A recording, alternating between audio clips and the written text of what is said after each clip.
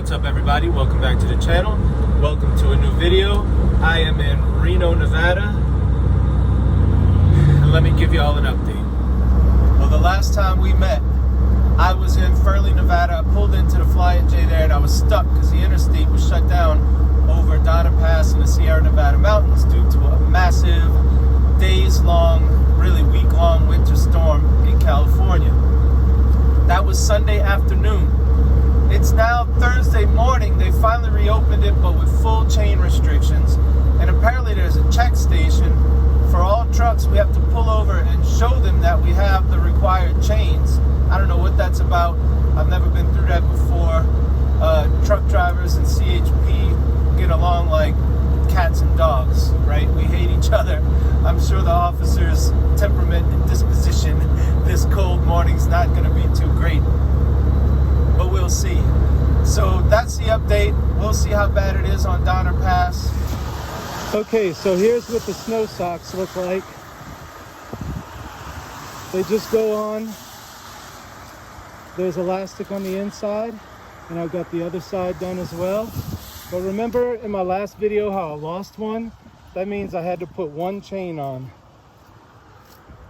And this is what the chains look like. See, the chains are on with bungees to keep them nice and tight.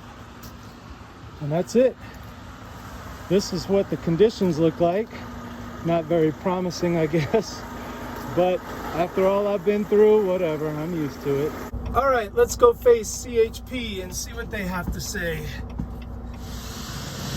Okay, I drove from one end of the ramp to the other. Remember, those guys were behind me. Why? Because you need to pull over and check that your chains are still tight. So you see there's no slack, no slack, no slack whatsoever. So these chains are tight, they're not coming off. Basically I drove at, I don't know, 15 miles an hour to just to get them spinning and make sure that they're still tight. So I'm confident that they're on tight and they won't be coming off while I'm driving. Because when I first started doing it, I lost several chains because I didn't have them on tight enough, and maybe I didn't check them or whatever. Okay, y'all, so this is it. I'm all chained up. We're starting to head up the mountain. And it's just 8 miles an hour. I suspect it'll be like this the whole way. You see, again, it's hard to tell on the camera, but the snow is coming down pretty hard. It doesn't look like it's coming down at all on video, but it's coming down pretty good. So we've got a long way to go at 10 miles an hour. So this is gonna take hours to get over these mountains. All right, let me tell y'all what happened. I got to the chain check station and they were checking to make sure that you're all chained up. But let me show you something first. All right, you see how the roads are just wet and not snowy? This driver on the CB was telling me, you don't have to chain up if it's just wet, only in snowpack. He was right behind me. Well, guess what? He got to the chain station and they made him pull over and chain up even though it's just wet. So he was wrong. The problem, and I don't blame him, because, let me turn that CB. I don't blame him because all we're doing is tearing up our chains and our snow socks, driving on bare pavement. And we're tearing up their roads. It makes no sense at all, but you know, it is what it is. That's the rules. So anyway, that's what happened. Check out this wall of snow, especially on the left. Wow, that's like 10 feet, yeah, about 10 feet tall. Just solid snow. Check it out. They got some serious snow up here. Wow.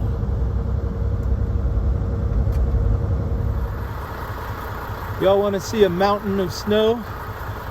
Up, up, up, up, up, up. That is some serious snow.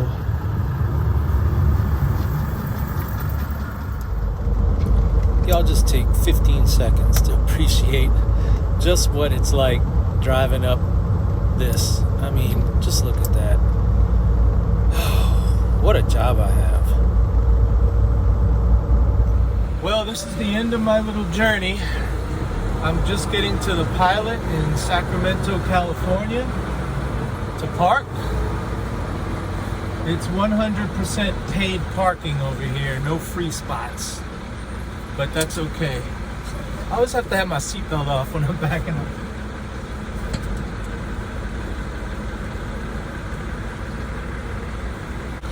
So this will be the end of my little journey.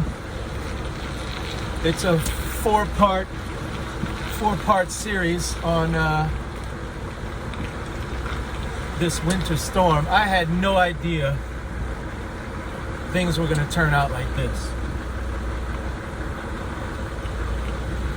I'm not doing bad. Anyway, I'm safe and sound in Sacramento. I'll deliver first thing in the morning. It's, I don't know, 15 minutes from here. And then we'll see what my backhaul is. I'm kind of afraid that my backhaul is going to take me right back over I-80, except this time heading east. I really hope that's not the case. But you know what?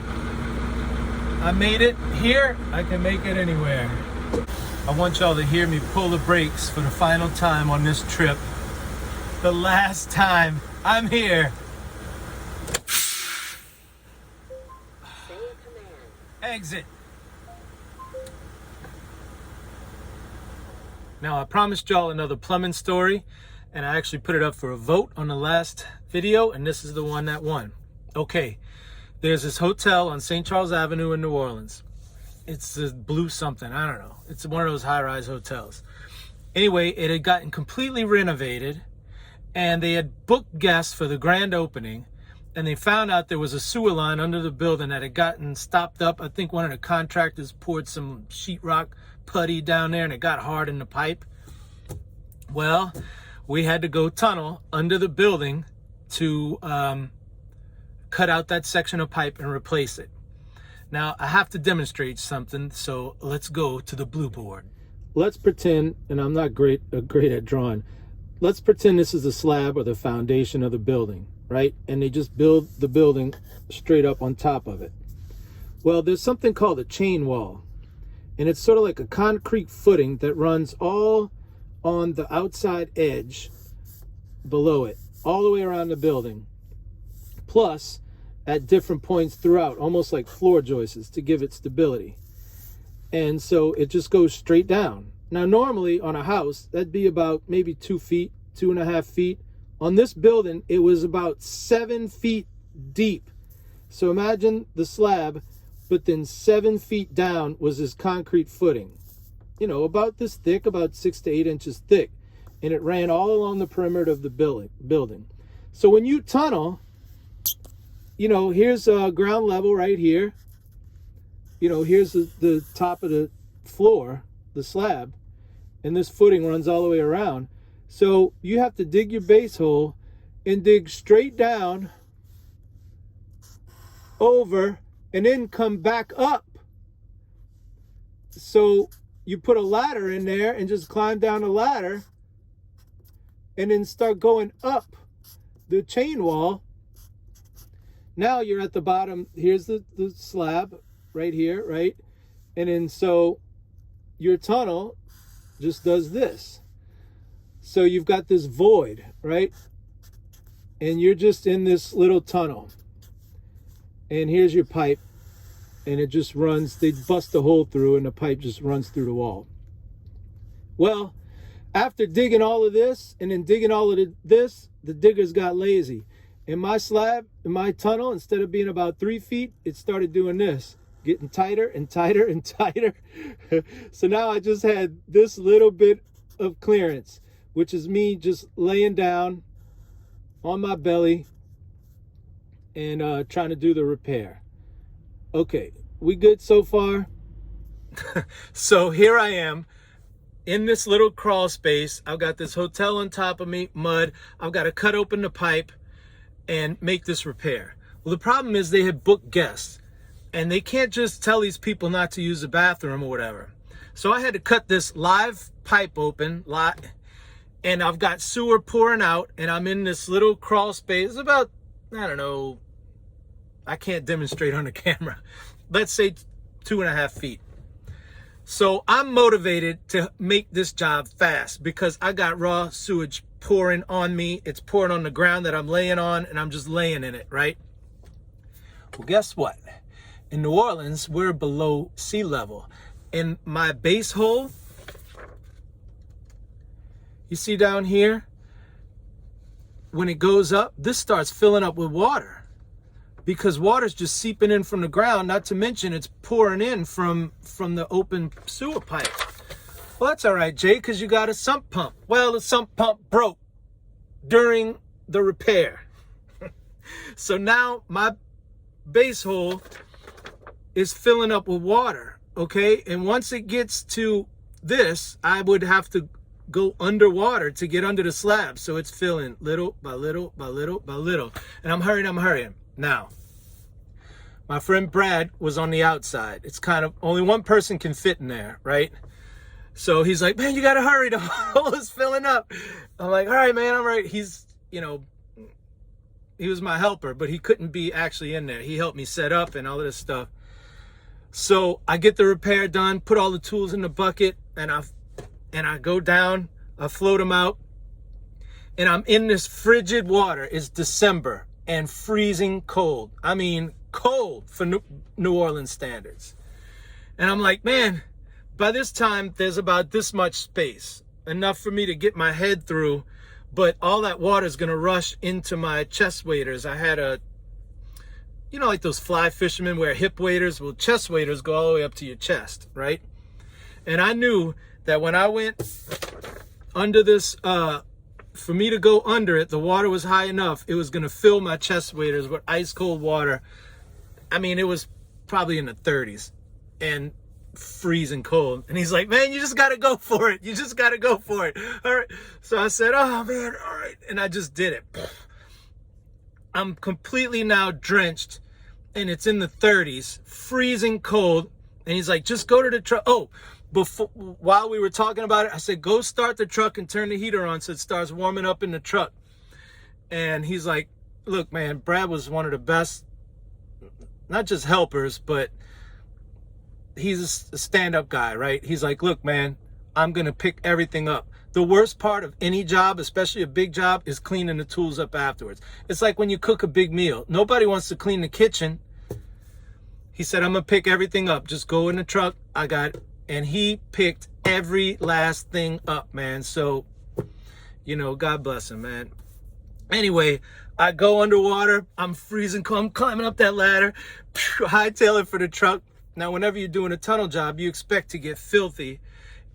Even if you're just in chest waders in New Orleans, you're going to sweat so much that everything in there is soaking wet.